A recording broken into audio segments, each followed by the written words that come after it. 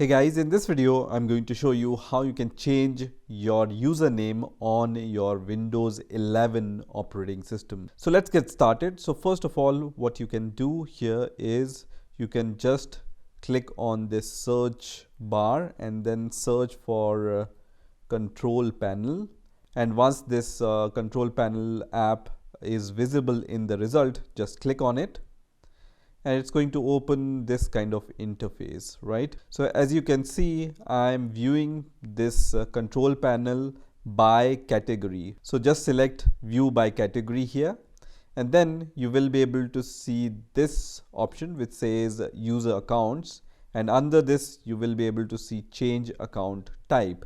So just click on change account type. So in my case, I only have one account whose username is CodeBind right now.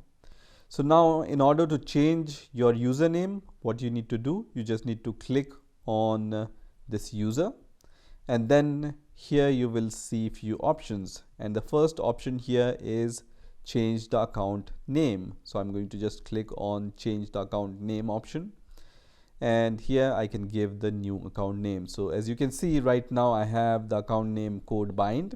So here you just need to give the new account name. I'm going to just write CB here instead of CodeBind. So I want to change the name to CB instead of CodeBind. Once you are done, just click on change name, and you can see now my account name is CB. This I can verify by just clicking on the Windows icon, and you can see right now it's CodeBind, even though I have changed the account name to CB, right? So to change this here, you need to once sign out of your account and once again log into your account. And once you do that, you will be able to see that this account name will be changed. So let me sign out. I will just click on this sign out button.